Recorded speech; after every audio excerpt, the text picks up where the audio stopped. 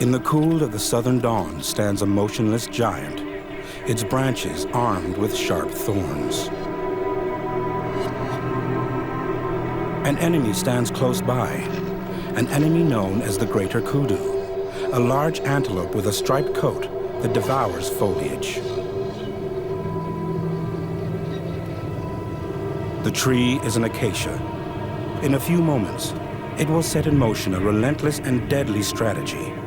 The animal that threatens its leaves does not suspect that its designated victim is about to become its killer. The target is a robust male. Built to outmaneuver the great cats, the kudu has no protection against the invisible claws about to seize it. After hours of futile resistance, the animal surrenders.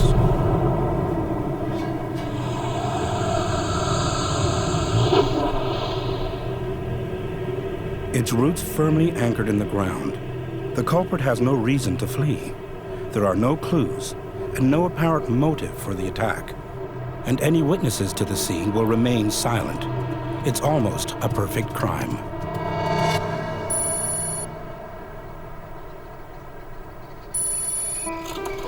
It all began in the early 1980s in the peaceful region of Transvaal, when a ruthless killing machine set in motion its deadly scheme.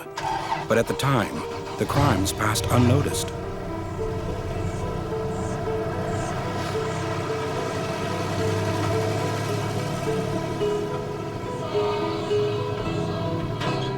Every morning, Henny Roberts, a local farmer, sets out to inspect a section of his 3,600 hectares. Like other Boers descended from the Dutch pioneers, Henny has abandoned farming to exploit a more accessible resource, the environment. The Cruise River Ranch is a private reserve. The kudu is its most prized game animal and a valuable source of revenue.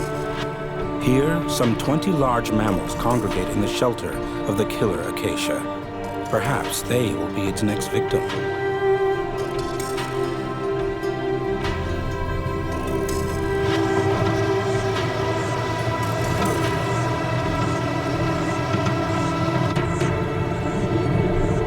This morning, things seem much too peaceful. Henny is worried. Unbeknownst to all, the tree has struck again.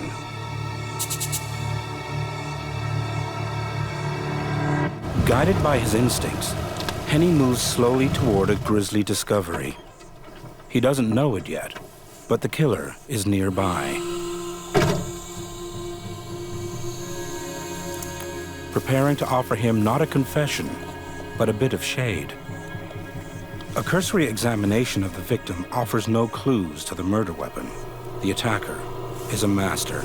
We lost about 14 kudus. The symptoms looks exactly the same. It looks very, very weak and it just died. You can't see anything on the outside, not on the ears, on the tails or on the body, nothing strange on the outside. There's no scratch marks or wounds or anything.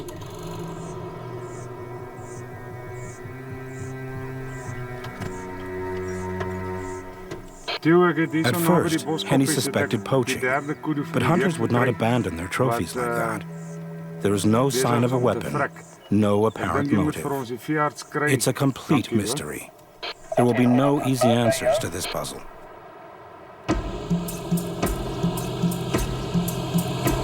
Veterinarian Joop Smit is not surprised by Henny's call. He has heard the same story from other farmers in the region.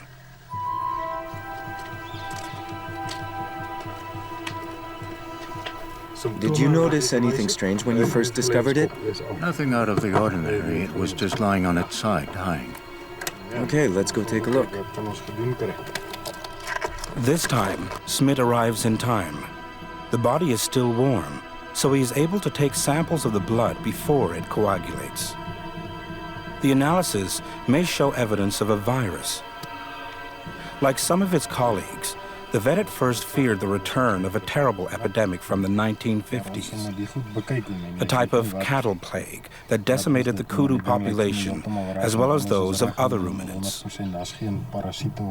A superficial examination of the corpse reveals no sign of parasites or any visible wound. There are no clues to the cause of death. Joop Smit remembers. When we get to the farm, we look at these kudu, and we find externally basically these animals are in fine condition. And by taking blood sampling and doing autopsies, we can find no apparent cause of death that we can relate to disease as we know it. There is no known disease. We have tested blood over and over again, and these animals are dying in a rather mysterious way. We can find nothing in the blood.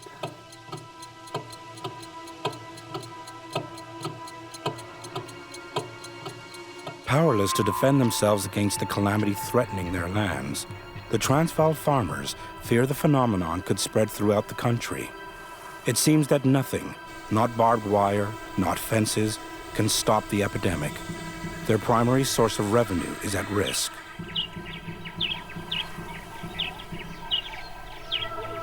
The majestic acacia seems to rise high above suspicion, yet it is always present at the scene of the crime.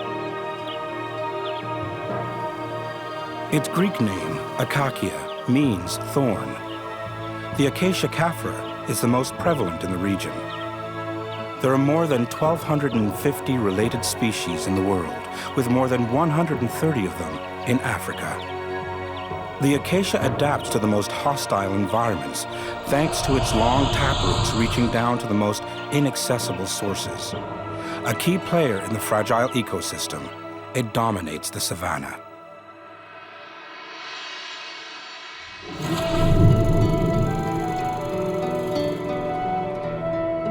Under normal conditions, the Cruz River Ranch plays host to some 60 hunters who are more than happy to pay the steep price required to kill a kudu. The cost varies between 600 and 900 euros, depending on the size of the horns. For Theo Van Ruyen, the hunting guide and farm sharecropper, the assigning of daily chores has become a real headache. Since the disaster began, clients have become less numerous.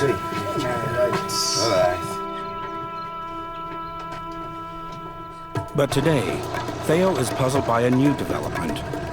For unknown reasons, the animals have knocked down a fence surrounding the property. This strange behavior makes no sense to him. The kudu can be forced by certain reasons why he's jumping fence. Mostly when it is mating time, he wants to jump the fence for the next door females. The other reason why the kudu is jumping fence when your game ranch is too small. He's going searching for food. But there is no lack of food at Cruz River and no overpopulation. Moreover, the kudus made their escape in the strangest way imaginable. Although they have no trouble jumping fences more than 3 meters high in a single bound, these animals chose to knock down electric fences carrying a current of 9,000 volts. Only a sense of extreme panic could explain such desperate behavior. Finding no rational explanation for these strange events, the farmers at first suspected sabotage. Perhaps jealous neighbors called on the powers of witch doctors who cast an evil spell on the kudus. Here, there is a strong belief in the supernatural. Yet this possibility was soon eliminated, since the problem began to afflict all farms in the region.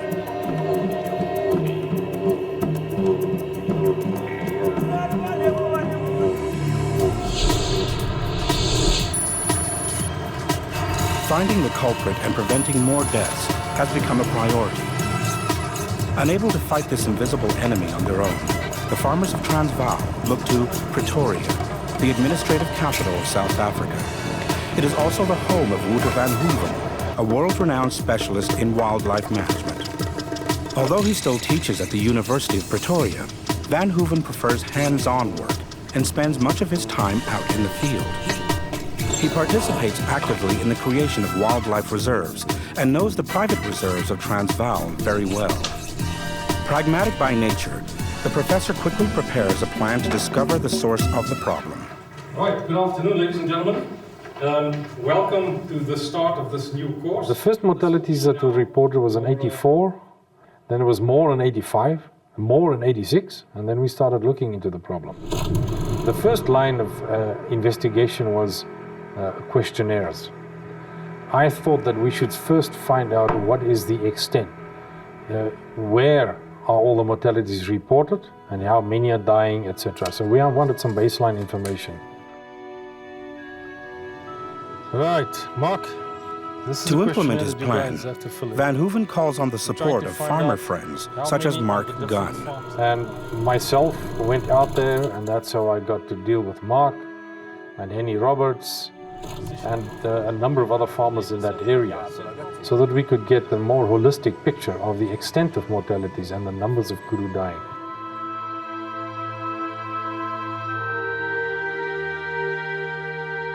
The farmers quickly set up a chain to distribute and collect Van Hooven's questionnaire. The survey reveals the extent of the problem and just how far it has spread. 280 farms have been affected. The results of this questionnaire, it wasn't a complicated questionnaire, we just wanted basic logic answers. There was a direct relationship between the density of kudus per square area. There was a direct relationship between density of kudus and mortalities of kudus. So the more kudus you have per, say, 100 hectares, the more mortalities you had. Like Kruger National Park. In the same year, when there's almost 1,000 kudus dying in the western part of the country where most of the game ranches are, there was just 0 mortalities, except, of course, those by predation in the Kruger Park. While the men became increasingly worried, the totally unsuspected acacia continues to taunt investigators, killing without fear of reprisal, and only in places where its enemy is too numerous. It's as though the tree no longer tolerates the herbivores that have always stripped it of its foliage. By the end of winter 1986, more than 2,000 corpses have been found. The farmers of Transvaal are panic-stricken.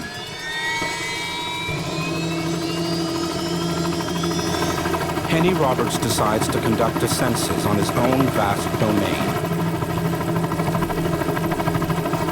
A vital step in sound wildlife management, carried out each year to monitor the populations of various species on his ranch. Meanwhile, Van Hooven continues his inquiry. The data he has collected so far begins to point him in the direction of the killer. How can density influence kudus to such a way that they start dying? But with some nutritional background, the approach that I then took was to go and have a look at the digestive system. And just to see, just as a point of departure, and compare the digestive rate in the kudus on farms where there were high mortalities and as compared to areas where there was 0 mortalities.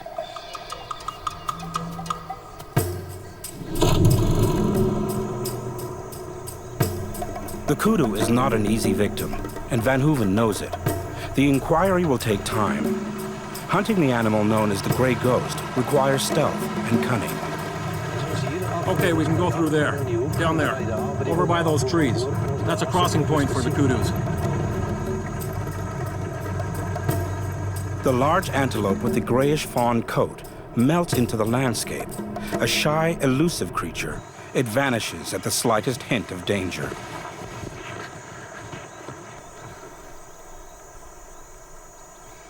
There's one's looking at us right here. There's the kudu bull running. There's the one running. Look there, look on top there. They keep going. There's another one, 4 of them. I think it's a little bit too far to shoot. There he moves. Let's jump in the vehicle, let's go around, and then we can block them on top there. Okay.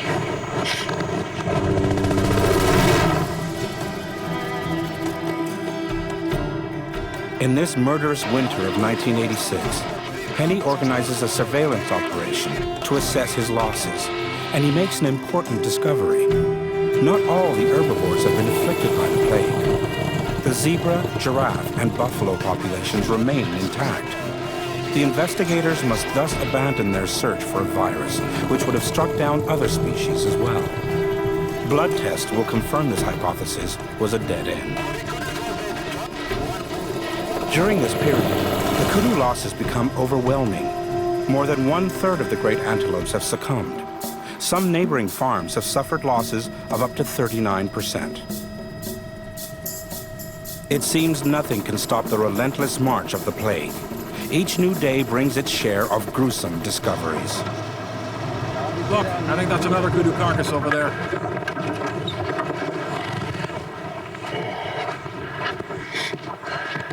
Once again, it's a large male with not a mark on it. The condition of the body allows Theo to consider giving it to Dr. Van Hoeven for autopsy.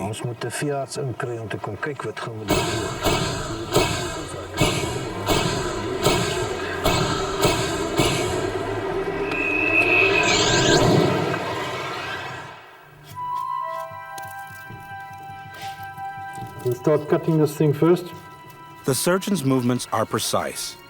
His first So what we're gonna objective do now, Indy, is is to we're gonna explore take the some various gas compartments from in the this stomach area. of the ruminant. Because the gas, To check the is going to functioning of the tell us digestive system, what he is also the takes several efficiency samples of of the digestion. gases produced by the fermentation of its food.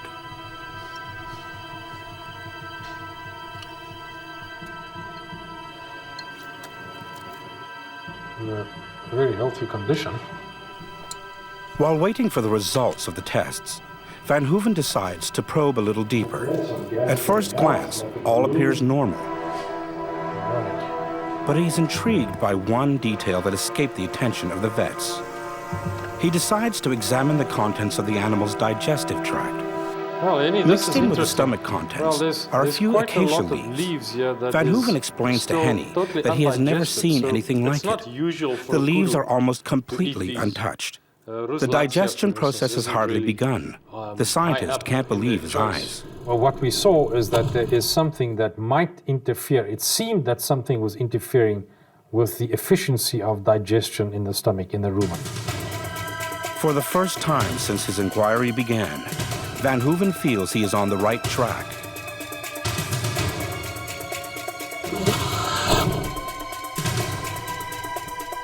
What is inhibiting digestion?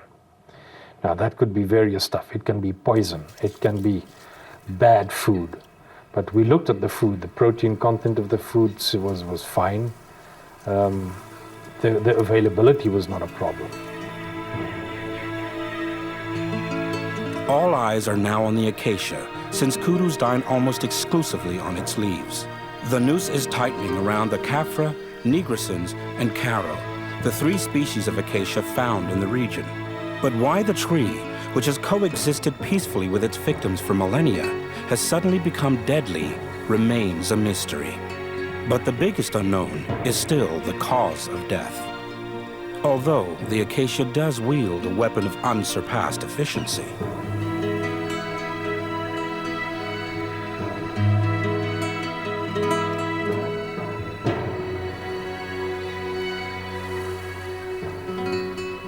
It is known that in our area there's a lot of thorns on the acacias, and there's a number of thorn trees.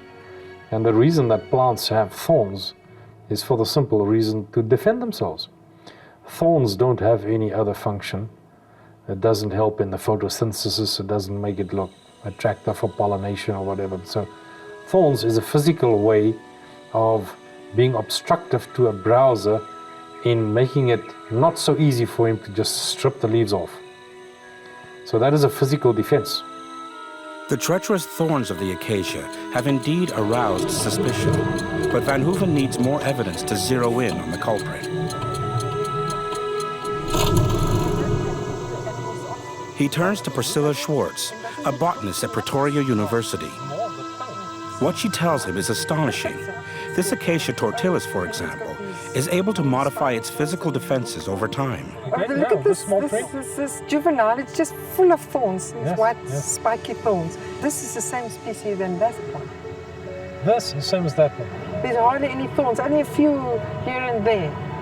But it shows you one thing, and that is that when they're young, they maximize the protection of the leaves. Because they cannot really afford to lose too much. And what I find interesting with these trees and this superior protection is that if you would be, say, 2 kudus start feeding on this tree, and within a short period of time they can virtually gobble away half of the leaves. So they can do quite a threatening job on this tree. But if 2 kudus go to that fellow and they start eating there for half an hour, the amount of damage that they do is insignificant. So the acacia can no longer be seen as an innocent bystander. It plays an active role and adopts aggressive strategies to eliminate nuisances.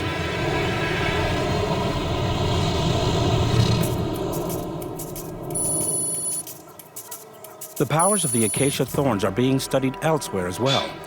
In Kenya, more than 3,000 kilometers from Transvaal, a team of US scientists is making some important discoveries about the physical defenses of the acacia. Its research subject is the Acacia drepanalobium, a dwarf compared to its towering South African cousins. In some cases, this species alone accounts for more than 90% of the vegetation. 6.7. 6.7.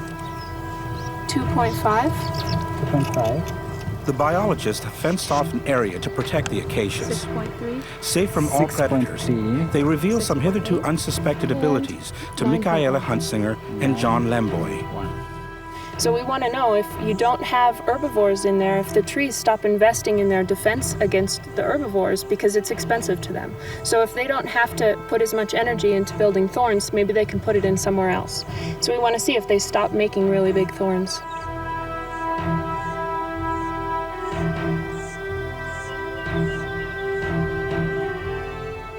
The scientists do more than just take measurements, however. Michaela and John also take and catalog samples. Here's the branch that we collected today. And for comparison, here's a branch from where herbivores are allowed in. These observations prove the acacia is able to adapt its defense systems and adjust its responses to the perceived threat. If necessary, it can even become aggressive. Over 22 months, the data here show that over the course of 22 months, the spines get about 20% shorter. But after, they're expected to get about 70% shorter after time. And this is a really dramatic example of that. Trees can adapt their responses to their environment. If there are a lot of herbivores, then they build big spines, and if there aren't, then they can build much smaller spines, so they can apportion their resources differently in response to the dangers that they're facing.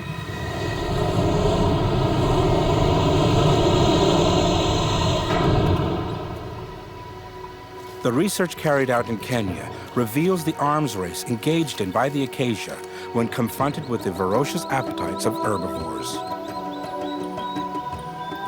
In producing thorns, the tree is not trying to kill its enemy, but simply discourage it so as to limit the damage. For their part, some mammals, such as giraffes, have evolved over the millennia, lengthening their necks so as to reach the more tender upper branches and avoid the sharp thorns.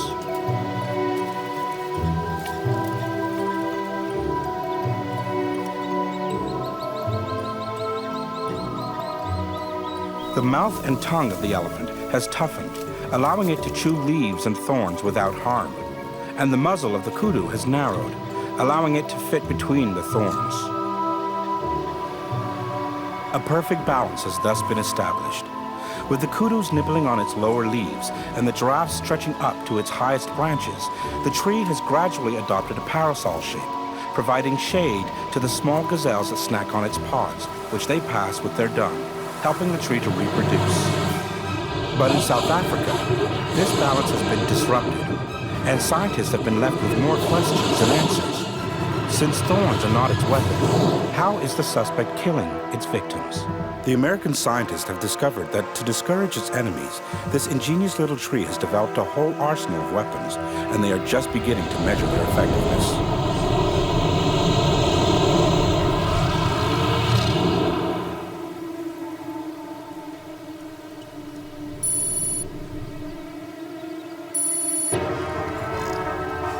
To keep herbivores away, the Acacia drepanalobium produces a mournful cry that echoes across the savanna.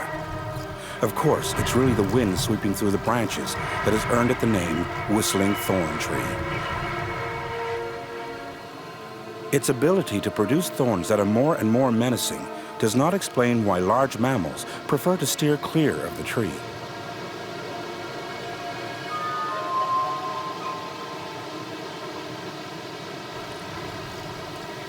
This acacia has an amazing partnership with an animal. It provides room and board for ants. The room and board are these swollen thorns here and some nectaries at the base of these leaves. The swollen thorns are hollow on the inside, so the ants live inside of there, and then they can feed at these nectaries.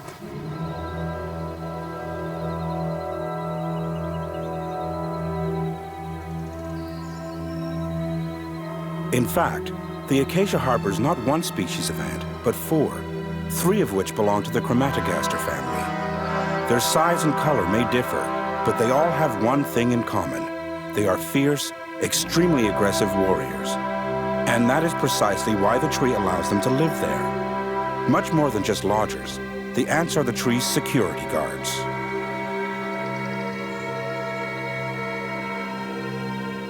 And they might not look very aggressive now, but if they perceive their tree to be under threat, they get very aggressive. The reaction is explosive. Waving their abdomens, the guards emit a powerful olfactory signal, causing hordes of furious soldiers to stream from their nest, prepared to repel the invader. A single acacia can harbor some 60,000 ants. Look how ready to attack they are. They're all running around. Look at how their gasters are waving in the air from their abdomens. We're currently researching whether or not having the trees protected from herbivores also causes them to decide not to pay their security guards as well. So we want to know if they stop making as many swollen thorns for the ants to live in, and also if they maybe stop provisioning the nectaries, putting as much sugar water in the nectaries as they used to do. The study done by Michaela and her colleagues shows the acacia is a skillful manipulator, able to earn the loyalty of bodyguards. But one final question remains. The blind rage of the ants should push them to attack insects that pollinate the tree when it flowers. Yet when the acacia first blossoms, the ants keep their distance. The reason the ants stay away from the newly emerged flowers for that brief period of time is because the tree has evolved a chemical that it's really volatile. It doesn't last very long, but while it's there, it deters the ants from landing on or getting onto the flowers.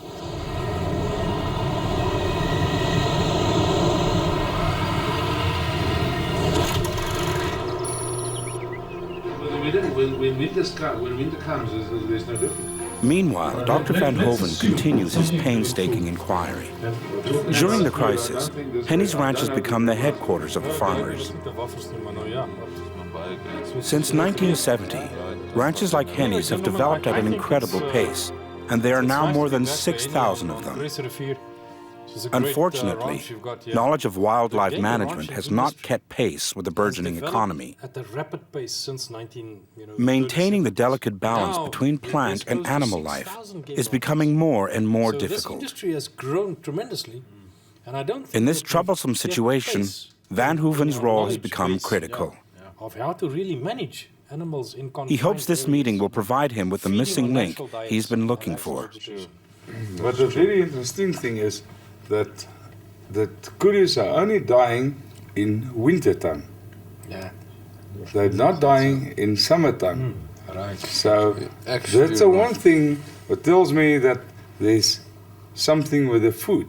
We're actually sitting with the same problem on our land. And we thought they were hungry, and what we did is that we started with these lucerne. I bought some lucerne, I put it in the trees. That's so. And then we found that the kudu was eating the lucerne, leaving the trees around, and so they don't eat the leaves. So they ignore the leaves and they go for the lucerne? Actually, totally. And after that, I found out that there's not such a lot of kudus dying at this stage. So after you put the lucerne in the trees, there was a reduction in mortality. Totally. I like that. That's interesting. So then one had to go and look at the digestive process in the rumen. Now, well, this is a fermentation process. So one had to do the following arguments. If this is a fermentation process, how does it work? It works by bacteria excreting enzymes, digestive enzymes that ferments. That's the process of fermentation.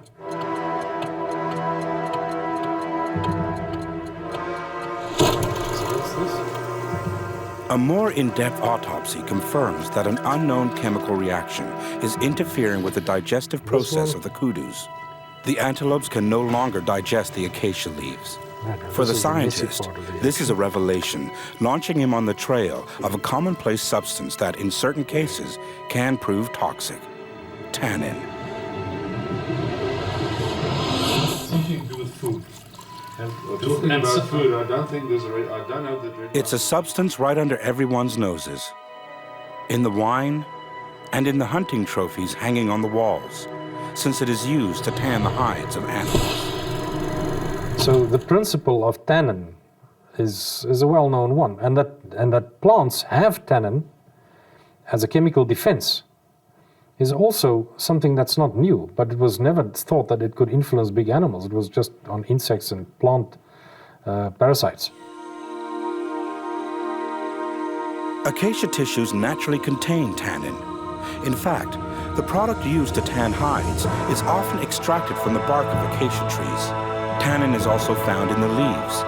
It acts as a disinfectant for the tree, preventing fungi and bacteria from infecting its wounds. Under normal conditions, only a small amount is present, just enough to impart a bitter taste that discourages kudus.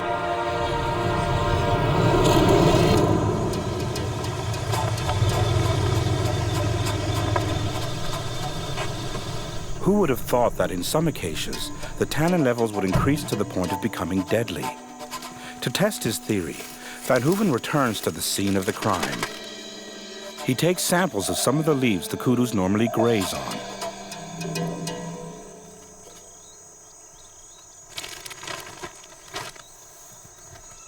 Their analysis quickly confirms the professor's suspicions. And we found that in those farms where there was a high level of use, a high level of browsing, as opposed to where there was not so many kudus around, that tannin level was higher.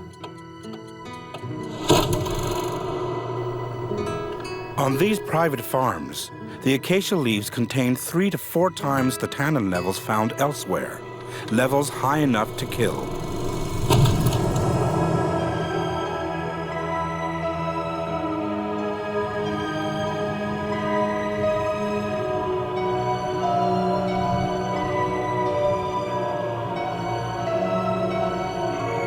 It is normal for acacias to produce tannins to drive off herbivores devouring their leaves. After just a few mouthfuls, the animals move on to the next tree, where the performance is repeated.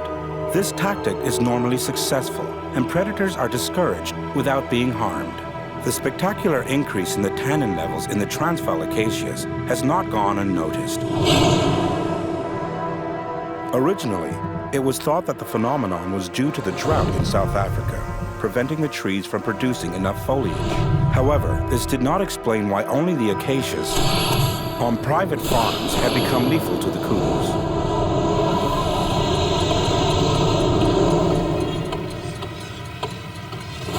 So the drought is not the only cause. As the investigation drags on, the bodies pile up and livestock numbers continue to dwindle. The future of the farmers in the region becomes more and more precarious with every passing day. Sparing no effort, Van Hooven reviews every step of his inquiry. Although some questions remain, he is now convinced there is a direct link between the density of kudus on the ranches and the tannin levels in the acacia leaves. He must now prove the tree is capable of activating chemical defense mechanisms in response to aggression.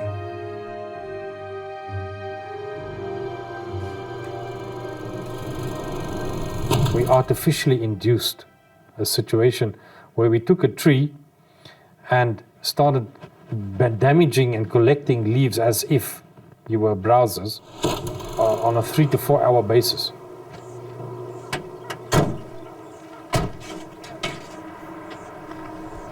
Van Hooven returns to Transvaal at the head of a convoy. A mobile laboratory has been set up in a trailer, and he is accompanied by a group of volunteer students. Their mission? To attack an acacia like a herd of starving kudus.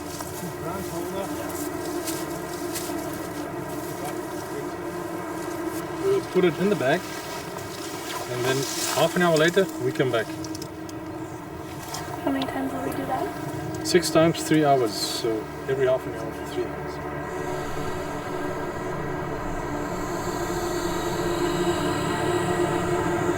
The students will harass the tree without mercy, hoping that in return, the embattled acacia will release its chemical arsenal. Every half hour, the assistants diligently bring leaf samples to their professor.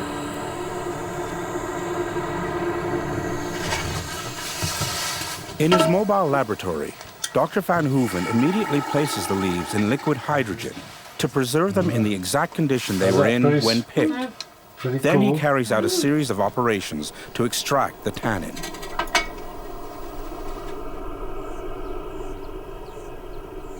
All right, look at this. This is at the beginning, when we started, first samples.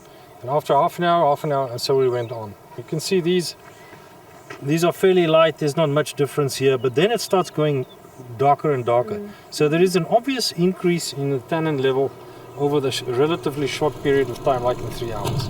What we found then was happening is that as the plant is eaten more and more, the plant goes into a dynamic defense by increasing the levels of tannin in the leaves.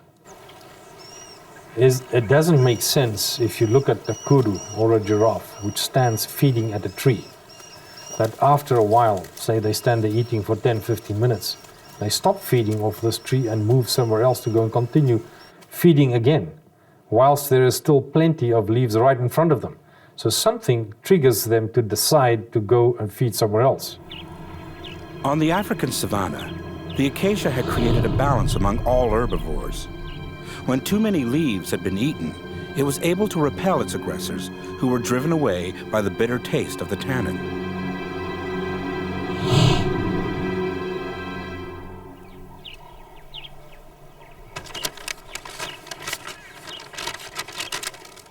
What we could show is that the taste in the leaf at time 0 when they start feeding and when they go has already changed. That's very small over a short period of time to show chemically, but over a longer period we could show it them chemically. So it's a fairly good assumption that an animal that all it does every day is to feed on leaves must develop a pretty fine-tuned taste.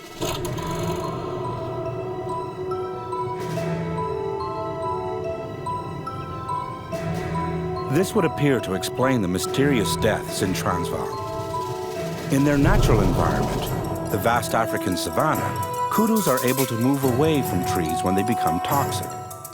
But when fenced in on the ranches, the animals have no choice but to keep eating the same trees and die a slow death by poisoning. But this explanation does not fully satisfy Van Hooven, who has just made a startling discovery. In taking samples from a tree near the one attacked by his students, he has noticed that after a few hours, it too began to produce more tannin. That there must be some form of communication. How would leaves on a different part of a tree or at an adjacent tree know to increase their tannins? There must be a message.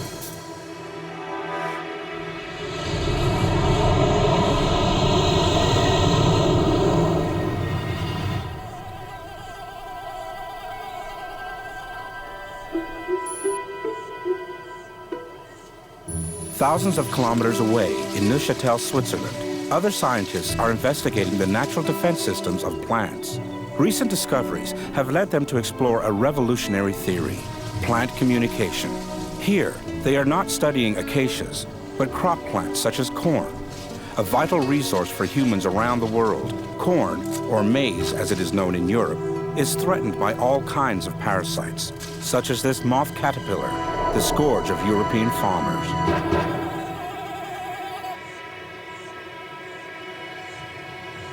Helping maize to protect itself from caterpillars is of major economic importance. And scientists have noticed that in nature, each parasite has its own mortal enemy. In the case of this caterpillar, it is a tiny wasp. This Mexican wasp is no more than 1 millimeter long, only slightly larger than its prey. When it spots its victim, it's all over in a fraction of a second.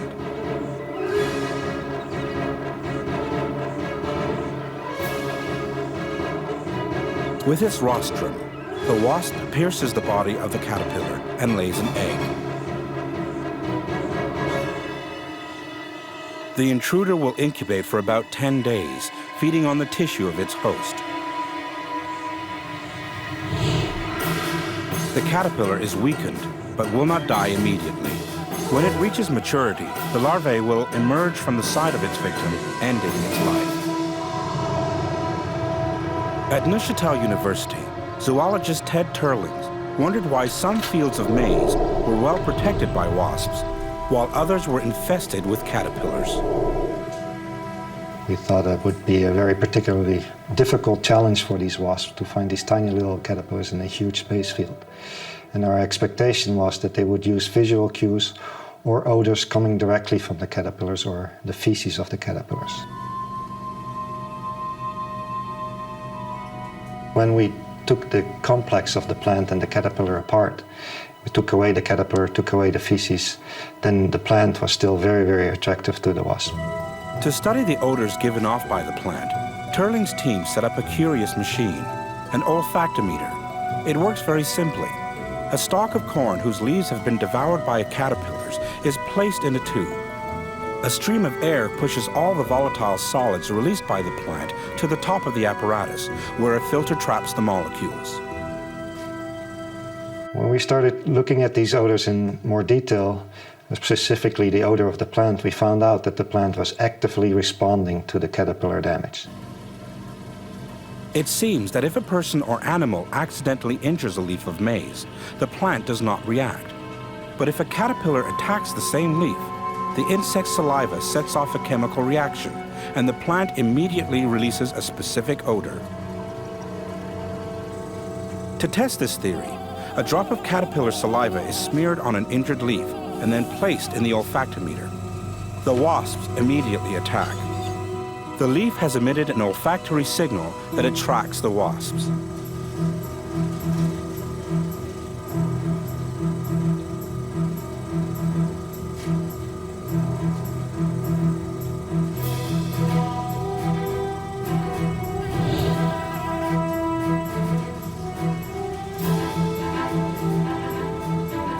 This reaction in the plant we could characterize as a message that the plant is sending out, and this message is picked up by the wasps in order to find these caterpillars.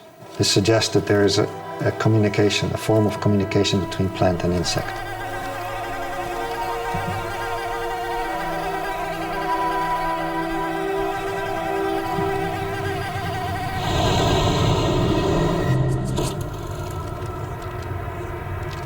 The plants are thus able to communicate, and Van Hooven suspects this is an ability shared by the acacia.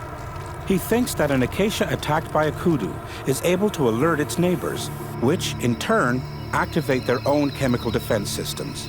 To test this theory, Van Hooven sends a student to trap the gases emitted by the injured branch. The next day, he uses a syringe to take a sample.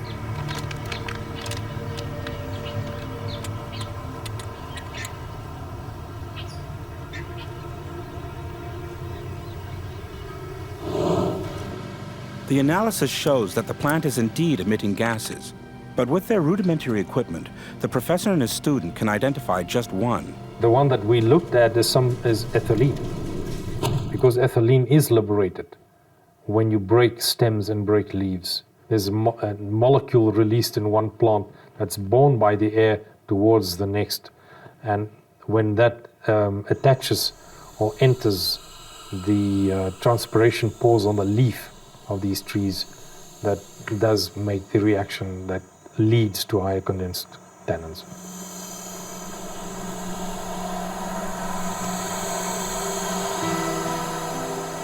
Killer acacias sending each other alarm signals is not simply a discovery, but a revolution.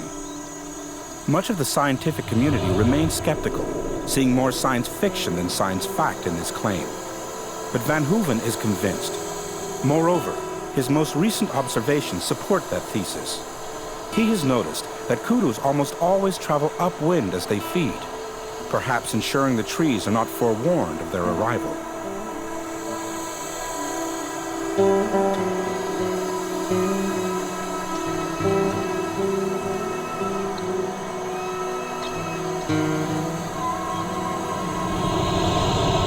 The possibility of communication between trees did, of course, draw quite a bit of attention, because there was people that say you can talk to trees, and they say plants grow better if you make some music and speak to them.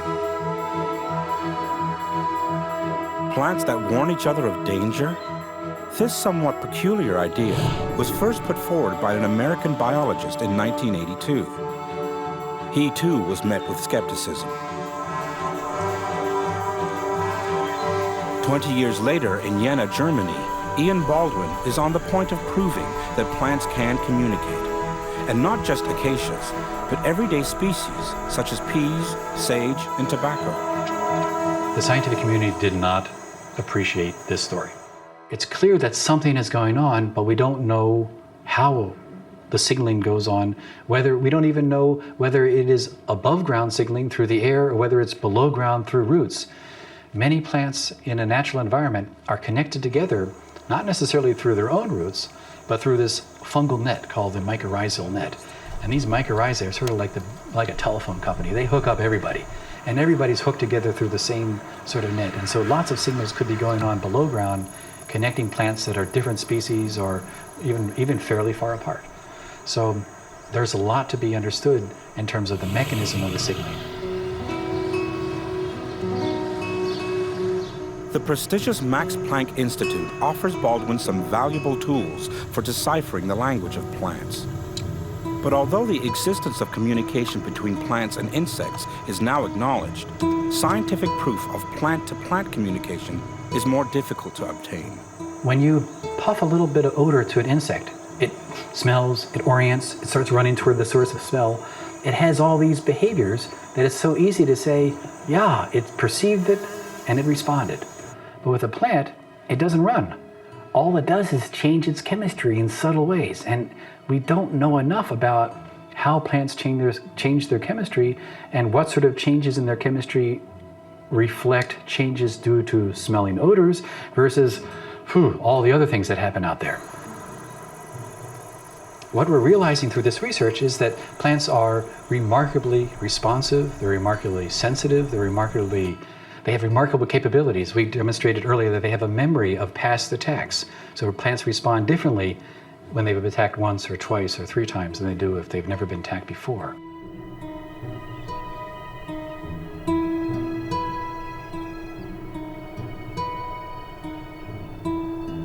The plains of Transvaal were the scene of a pitched battle. The kudus paid a heavy price to the acacia, their unsuspected enemy. To say this is a perfect murder, this is the perfect way of population control. This is nature's own way. And I think that's a brilliant way in which nature has tuned itself over all the millions of years. That there's a fine balance between supply and demand. And we, in our ignorance, started putting fences around these places, stocked them with kudus, and thought everything will just be fine. That's why I say, go and first study nature and see what's the rules, and then try and imitate and play the game according to the rules, not according to your own rules of economics.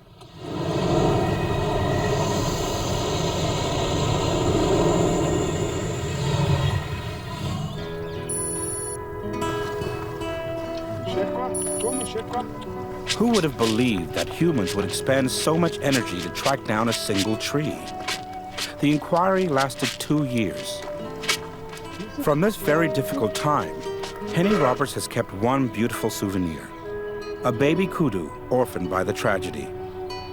Balance has now been restored on the private reserves.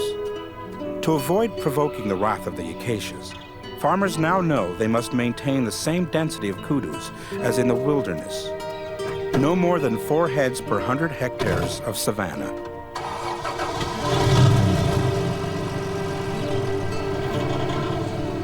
Beware of sleeping trees.